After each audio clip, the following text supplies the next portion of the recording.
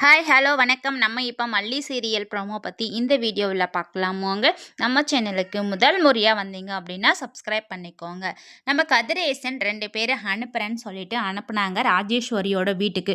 ராஜேஸ்வரியோட வீட்டிலே நம்ம மல்லி இருக்காங்க. ஸோ இந்த விஷயம் கதிரேசனுக்கும் தெரியாது. ஆனால் ராஜேஸ்வரியும் ரஞ்சிதாவும் ரொம்ப பயந்து போய் தான் இருக்காங்க.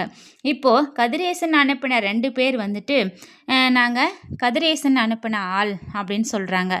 மல்லி உடனே வெளியே வந்து, கதிரேசனா இல்லையே, கதிர் அப்படின்னு தான் சொன்னாங்க வருவாங்கன்னு சொல்லிட்டு, நீங்கள் வந்திருக்கீங்க அப்படின்னு சொல்லிட்டு ரஞ்சிதா வந்து சொல்கிறாங்க.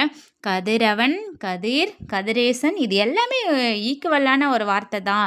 கதிர் அப்படின்றது ஷார்ட்கட்டாக கூப்பிட்றது தான், அவங்க தான் இவங்க அப்படின்ற மாதிரி சொல்கிறாங்க. ஆனாலும் அந்த 2 பேர் வந்து, இல்லை நீங்கள் வேறு ஆள் யாரோ சொல்கிறீங்க, நாங்கள் வந்து கதிரேசன் அனுப்பின ஆள் தான், ஸோ ஒரு சில டாக்குமெண்ட் உங்ககிட்ட கொடுக்க சொன்னாங்க, அதனால் வந்தோம் அப்படின்றாங்க. ஆனாலும் இவங்க மாற்றி மாற்றி பேசுகிறத வச்சுட்டு அந்த 2 பேர் வந்துட்டு, இல்லை நாங்கள் போயிட்டு நல்ல டீட்டெயிலாக அவங்கக்கிட்ட அட்ரெஸ்ஸு பேர் எல்லாத்தையும் கேட்டுக்கிட்டு மறுபடியும் வரோம் அப்படின்ற மாதிரி சொல்லிவிட்டு அவங்க கிளம்பிடுறாங்க. இவங்க போனதை வச்சுட்டு இந்த ராஜேஸ்வரியும் ரஞ்சிதாவும் பார்த்திங்கன்னா பயங்கரமாக டென்ஷன் ஆயிடுறாங்க. ஸோ திரும்பி போனவங்க கதிரேசன் கிட்ட போய் பேசும்போது கதிரேசன் என்ன பண்ணுறாங்க, உடனே ராஜேஸ்வரிக்கு கால் பண்ணுறாங்க.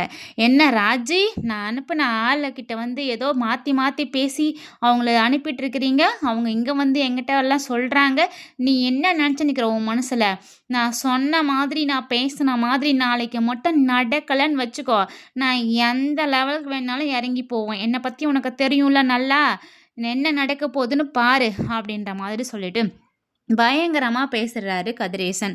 இதை நினச்சிட்டு ராஜி பார்த்திங்கன்னா பயங்கரமாக பயந்து போயிடுற உக்காந்துட்ருக்காங்க. நம்ம மல்லியா அந்த வீட்டிலேருந்து நவரவே மாட்டேன், நாளைக்கு வந்து கோர்ட்டுக்கு நீங்கள் போக வரையும் நான் இங்கே தான் இருப்பேன் அப்படின்ற மாதிரி சொல்லிட்டு சோஃபாவில் செம்ம கெத்தாக உக்காந்துட்ருக்காங்க. ஸோ இதையெல்லாம் பார்த்துட்டு ராஜி ரொம்ப பயப்படுறாங்க. ரஞ்சியும் வந்து இப்போ என்ன பண்ணுறது, ஐயோயோ இப்போ என்ன பண்ணுறதுன்னு சொல்லிட்டு புலம்பி தள்ளின்னு இருக்கிறாங்க. ஆக மொத்தத்தில் கேஸ் நம்ம விஜய்க்கு சாதகமாக வரணும் அப்படின்னு சொல்லிட்டு வெயிட் பண்ணலாங்க.